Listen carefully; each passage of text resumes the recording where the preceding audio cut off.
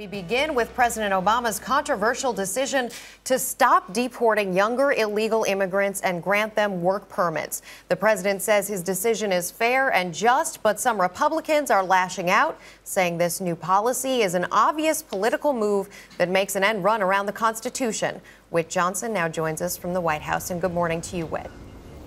Rebecca, good morning to you. These new rules are effective immediately and specifically relate to illegal immigrants under the age of 30 who pose no security risk to the public. Now, amid political gridlock here in Washington, this is another example of President Obama attempting to bypass Congress.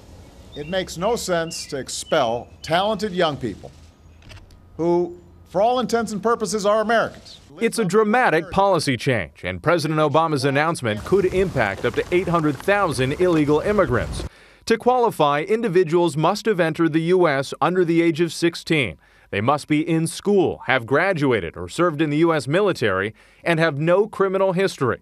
They can also apply for a work permit, good for 2 years, with no limits on renewal. Let's be clear, this is not amnesty. This is not immunity. This is not a path to citizenship. It's not a permanent fix. But in a flurry of statements Friday, top congressional Republicans blasted the president's election year executive order. Senator Marco Rubio accused Obama of ignoring the Constitution, but said he supports a long-term solution for children who are brought to the U.S. illegally by their parents. On the campaign trail Friday, presidential hopeful Mitt Romney sided with Rubio. If I'm president, we'll do our very best to have that kind of long-term solution that provides certainty and clarity. Now, in recent polls, President Obama leads Mitt Romney by a wide margin among Hispanic voters. Their support is crucial to his re-election, which makes the timing of this announcement all the more significant. Rebecca? Whit Johnson at the White House. Whit, thank you. And for more on this, we are joined now from Los Angeles by Angelica Salas. She is the executive director of the Coalition for Humane Immigrant Rights of Los Angeles. Mrs. Salas, good morning. Good morning, Jeff. It's a pleasure to be here. Thank you for being here. Marco Rubio says the president is ignoring the Constitution. What do you make of that?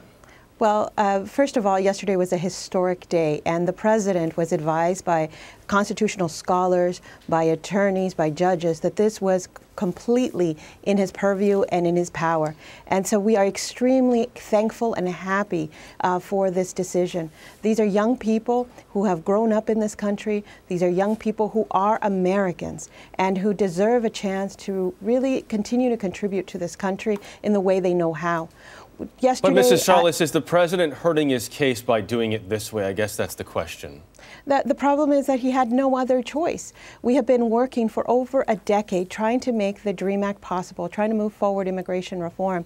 And it baffles me that Republicans today want a long-term solution when just a couple of weeks ago, Senator Rubio was talking about not a path to citizenship, but something temporary. What the president has done is something that was in his executive power that actually benefits a very small segment of the undocumented immigrant population and really just recognizes those young people who are incredibly brilliant, who want to contribute to this country in any way they can.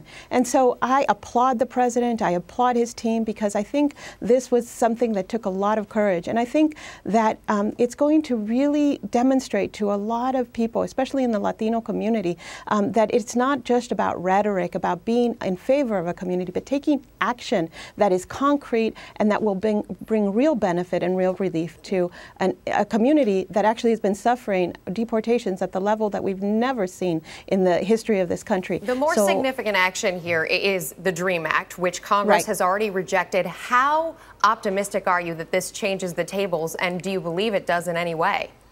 I do. I think that the president is challenging everybody to take action. And so I'm actually heartened to hear a lot of Republicans who are talking about a permanent solution.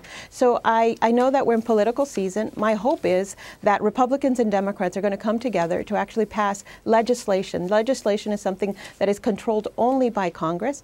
This is a temporary solution, but we do need a permanent solution. I agree with that, but it takes the Republicans and the Democrats to work together, and I think we have yet to see Republicans really taking action and really finally solving the immigration question. Angelica Salas, thank you so much for joining us. Thank you so very much for having me.